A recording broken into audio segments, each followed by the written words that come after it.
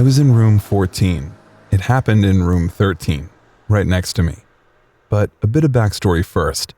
My girlfriend was at it again. It was one of those times I questioned if our decision to move in together was the right choice. It was a choice made out of convenience rather than love. We were both broke millennials. I was 25 and she was 23. We figured we could save more if we moved in together. And man, when it comes to finances, it had been pretty great living with her.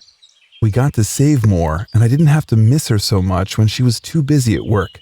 But on days like this, I regretted moving in with her. I drove my car down to the motel I crashed at on days like this while I shuffled between radio stations. I slowed down while my damn car made ticking noises that actually ticked me off. Soon, the signboard came into view, peeking out halfway out of the gray oak with its flashing letters, Albers Motel.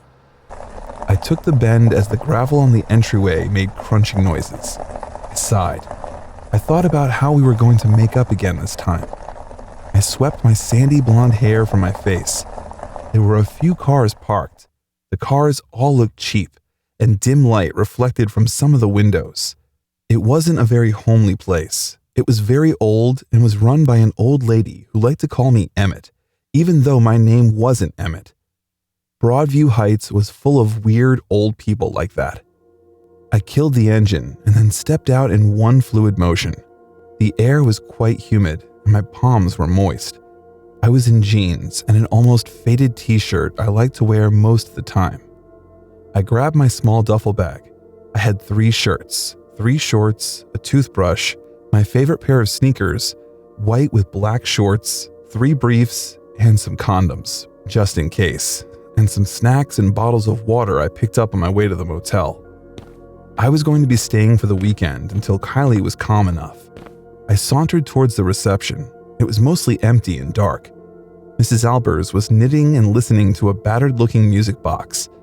It was slow and soothing and sounded like some kind of music Mrs. Albers would listen to. I spotted some cobwebs from underneath her wooden chair. "Hello, Mrs. Albers?" I said as I approached. She looked up and gave a cheerful smile so that her wrinkles were more prominent.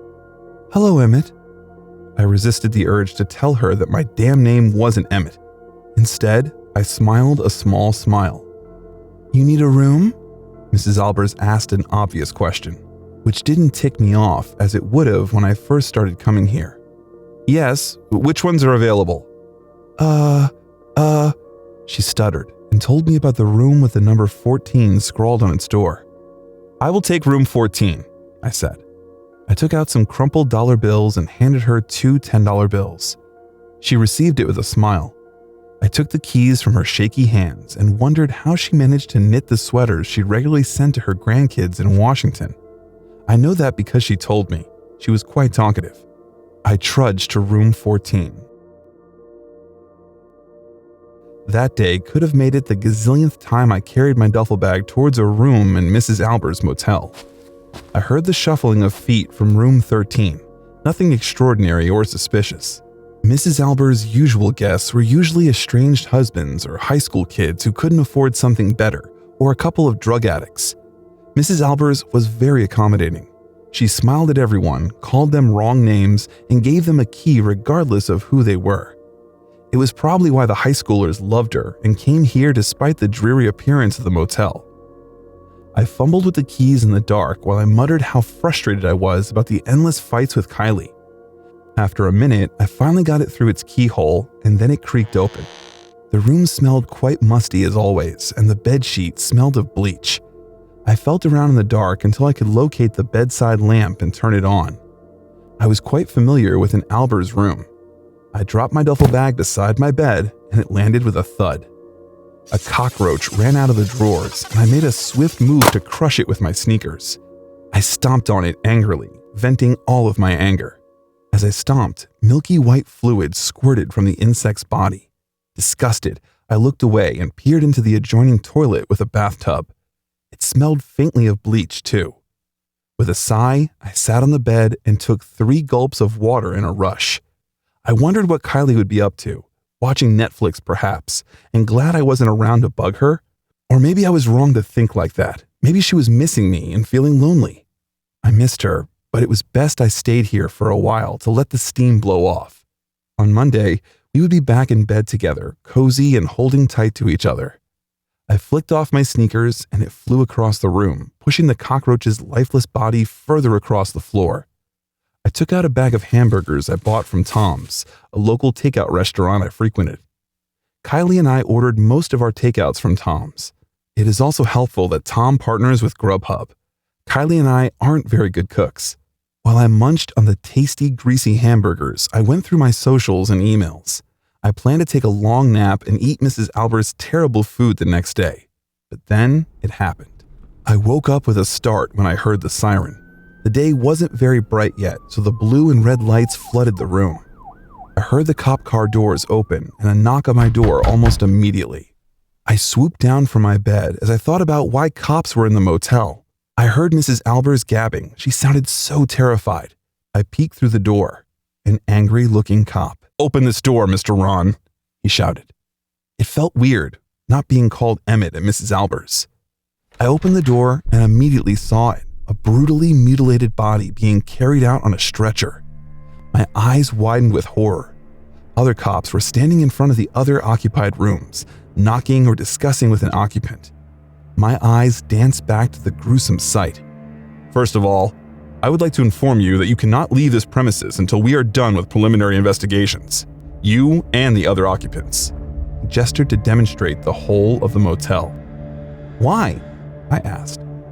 "Because you are all suspects."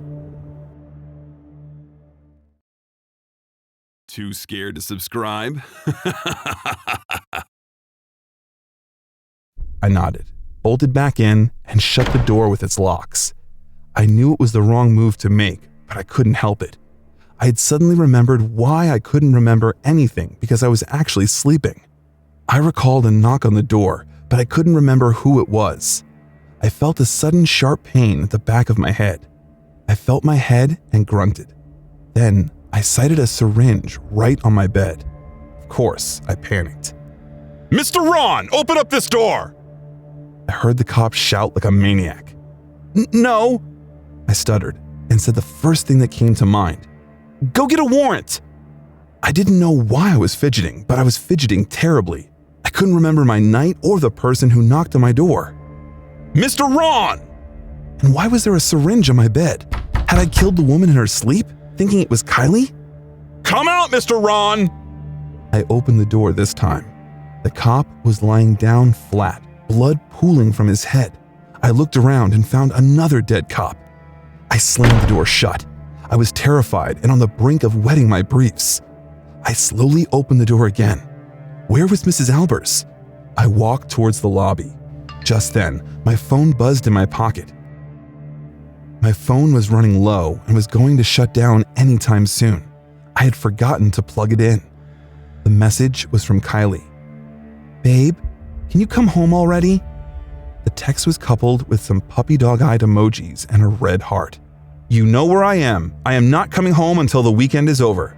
I hurriedly sent the text and slipped back into my present gory reality.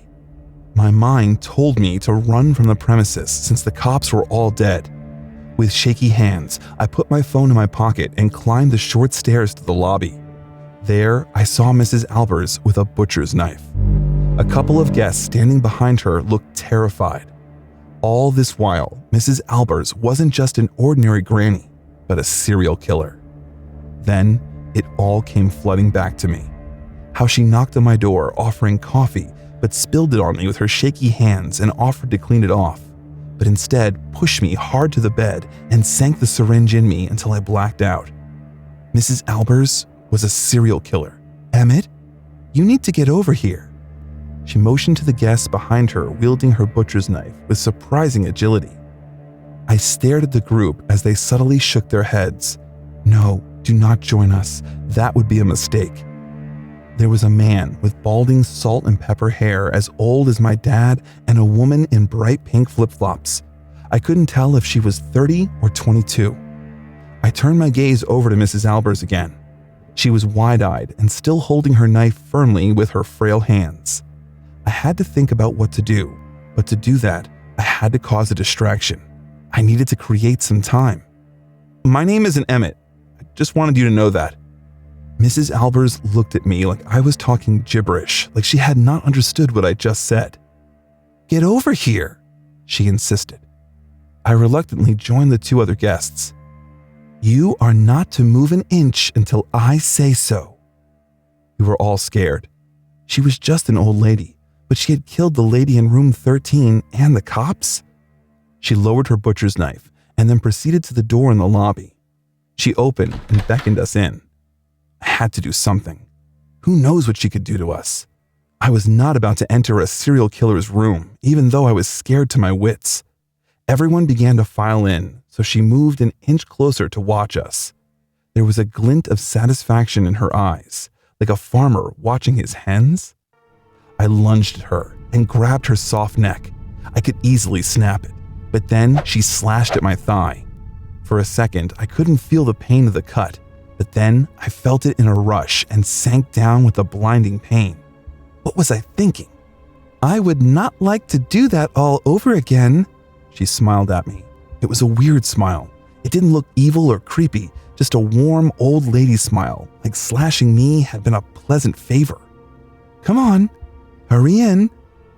I tried to stand upright, but I couldn't. I had to hold my hand over the gash to stop it from bleeding. Mrs. Albers bent over to drag me in. Suddenly, the lady in the bright pink flip-flops jumped atop her bony back. Her butcher's knife clattered to the floor, and I grabbed it. The man ran out immediately. Slowly, I reached for my phone and dialed 911. "Hello? We are in danger at the Albers Motel. Some old lady." "Old lady?" I could tell the operator thought it was a prank. "She's a serial killer, and she's trying to kill us. She killed a number of cops, too. We need help."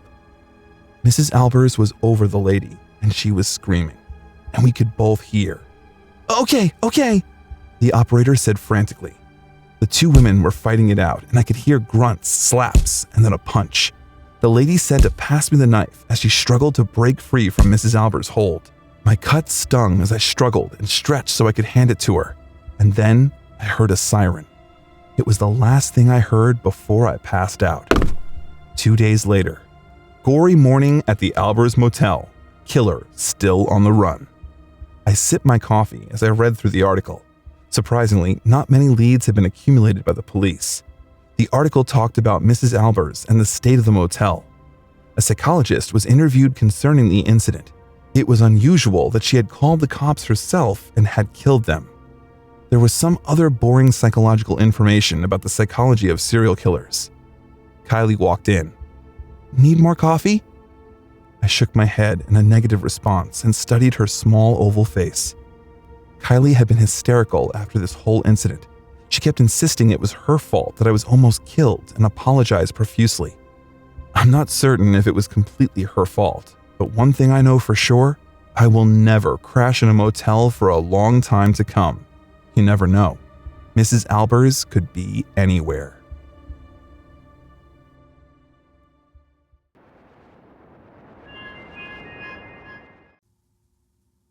It had been a year since I came home after going to college. I cast one more look at the pamphlet on my hand, and instantly I became hesitant. I had mixed feelings about going to summer camp that year. At some point, I wanted to stay back, but my mom convinced me not to. "Oh, it'll be fun.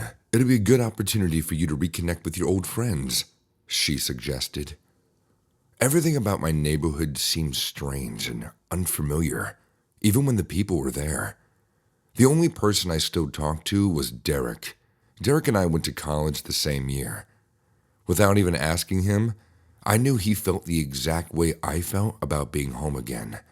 The only motivation I had was Derek. Immediately, I stormed into my room and packed my bag. I sat beside the window, and Derek sat right next to me with his headphones on. As the bus moved past unfamiliar yet exciting hills and mountains, I just stared listlessly. Usually, I would pull out my camera in excitement and take pictures of almost all the things my eyes could catch, but not this time. Slowly, my eyes closed. I could still hear the singing and laughter in the background, but that only lasted a couple seconds.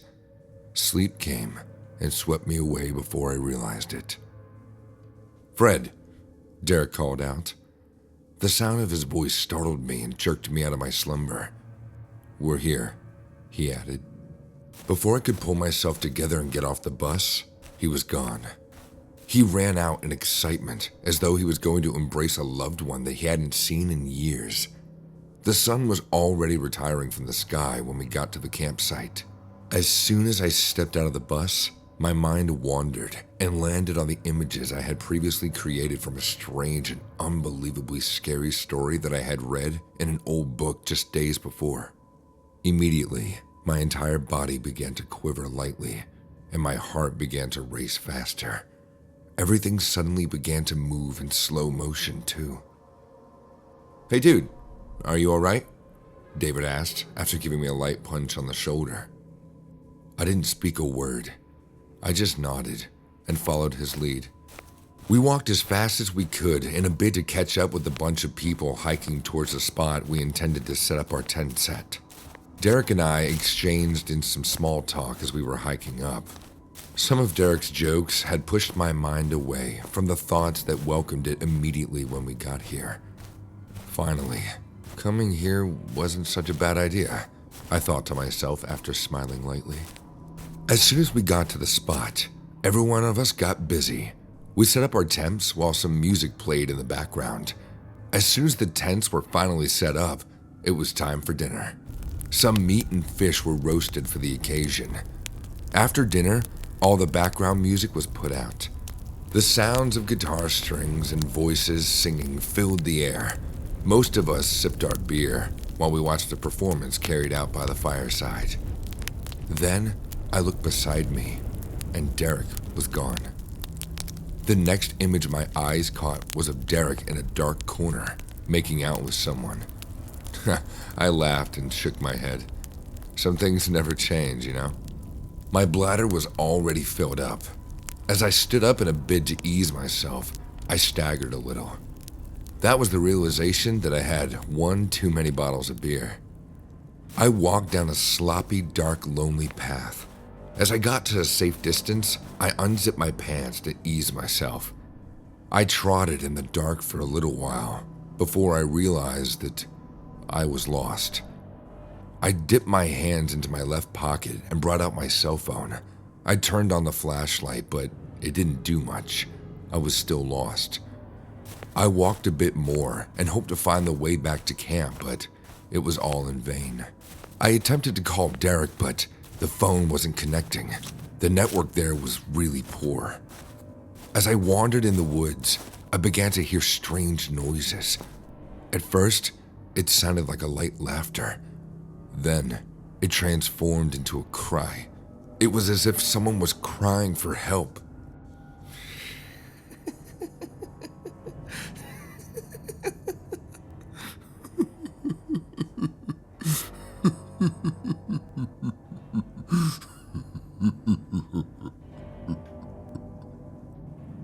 "Who's there?"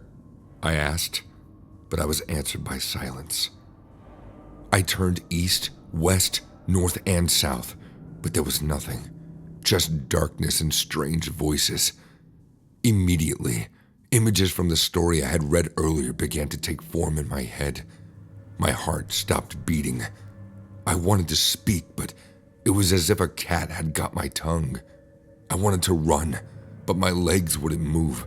They were glued to that particular spot.